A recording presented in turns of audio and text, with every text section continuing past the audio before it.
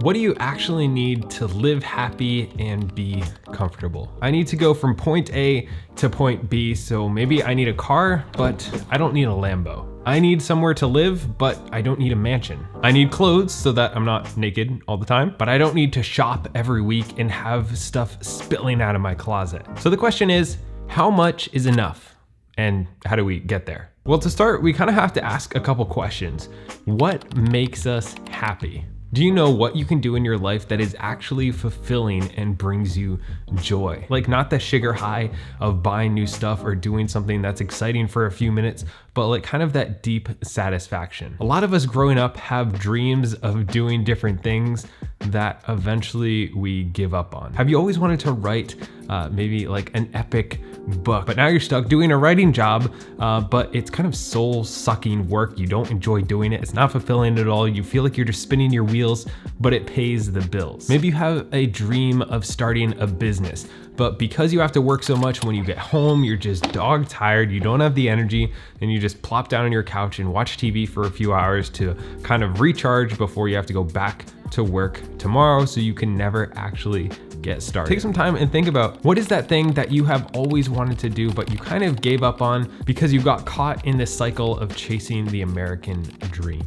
Something that I kind of realized over the past couple of years is those dreams are still there. They're attainable for almost everybody. Now, for some of us, the dream is just to live simply and to have enough to not have to stress about money or finances or relationships, to not have too much stuff cluttering up our homes, to have work that's really fulfilling, just to live simply and to have enough. And that's what it was for me. I just want to have the freedom so that when I start a family, I can be home and see my kids. I want to have something to do every day, because otherwise I would get bored. Like, I don't really want to retire, but I want to do work that I think hopefully helps people and is enjoyable for me and is creative. I don't need a ton of money or a bunch of stuff in order to be happy. I just want to have enough and to live simply and have control over my life. By the way, if you guys are enjoying this and getting some value, it would mean a lot if you would drop a like and subscribe. So if you take a step back and look at your goals, you can ask the question, is your spending aligned with your dream?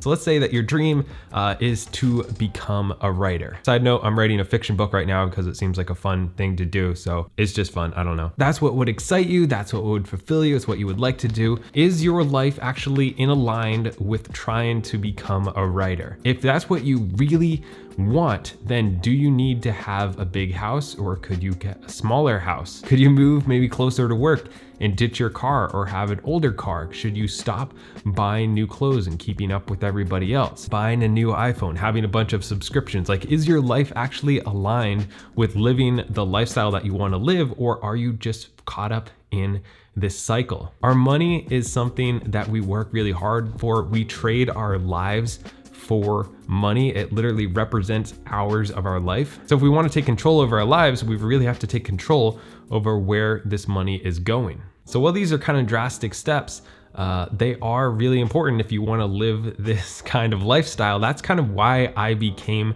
so frugal. I realized that if I'm gonna trade my time for money, then I wanna make this money work for me. I want to get everything I can out of it so that I can live the kind of lifestyle that I want to live without having to stress about my money and job and, you know, pretty much a lot of stuff that I stressed about. I realized that I don't really want, to make $1 million a year, to have all this flashy stuff to impress people. I just want to have enough. I think that's where minimalism has kind of come in for me, because I realized there's a big difference between wants and needs, and I don't really need all that much stuff to be happy. The less you need to survive, the more freedom you have in your life.